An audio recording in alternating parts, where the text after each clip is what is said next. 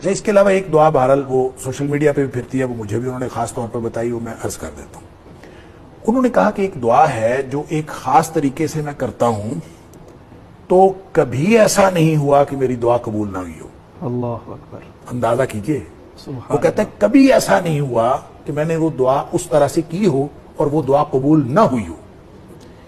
لیکن وہ کہتے ہیں جب اللہ نے میری دعا وہ قبول نہیں کرنی ہوتی نا، تو وہ طریقہ بھی نہیں اپناتا۔ نہیں، جب میری اللہ تعالیٰ نے وہ دعا قبول نہیں کرنی ہوتی تو اللہ تعالیٰ یہ بات میرے ذہن سے نکال دیتا ہے کہ میں نے یہ دعا اس طرح کرنی ہے۔ وہ طریقہ یعنی ہاں، وہ مجھے میرے ذہن سے مجھے یاد ہی نہیں رہتا، کہتا میں نے بھول جاتا ہے کہ میں نے بھی دعا کرنی سی۔ وہ دعا جو ہے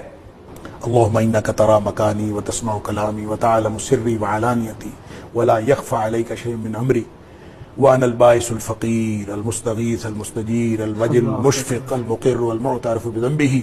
اللهم انی اسألک مسألة المسکین وابتهل ابتحال المذنب الذلیل وادعوک دعاء الخائف الضریر خضعت لك رقبته وقد فاضت لك عبرته وذل لك جسمه وراغم لك انفه اللهم لا تجعلنی دعائک شقیا وقم بی رؤوف الرحیم یا خیر المعطین و یا خیر المسئولین۔ اچھا، وہ کہتے ہیں یہ دعا کرنی ہے، کرنی ایسے ہے کہ اس کے شروع میں 7 دفعہ درود شریف پڑھنا ہے، 7 دفعہ درود شریف پڑھ کے پھر اس کے بعد 41 دفعہ سورہ فاتحہ پڑھنی ہے، پھر 1 دفعہ جو ہے وہ چاروں کل پڑھنے ہیں، اور پھر 1 دفعہ پڑھنی ہے افحسبتم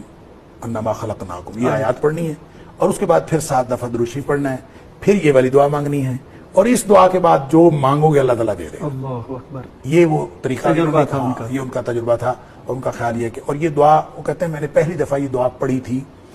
رحمت للعالمین میں، سید سلمان منصور پوری نے لکھی ہے، اور میں کہتے ہیں میں نے وہاں سے پڑھی تھی، اور انہوں نے یہ لکھا تھا کہ یہ دعا جو بندہ اس طرح سے مانگے وہ کبھی غیر مقبول نہیں ہو سکتی۔ وہ کہتے ہیں میں نے وہاں سے پڑھی تھی، اور اس کے بعد میں نے یہ طریقہ ساتھ یہ درود شریف وغیرہ ملا لیا، اور وہ کہتے ہیں جب کبھی میں نے اس طریقے سے مانگی ہے تو اللہ تعالیٰ نے میری دعا ضرور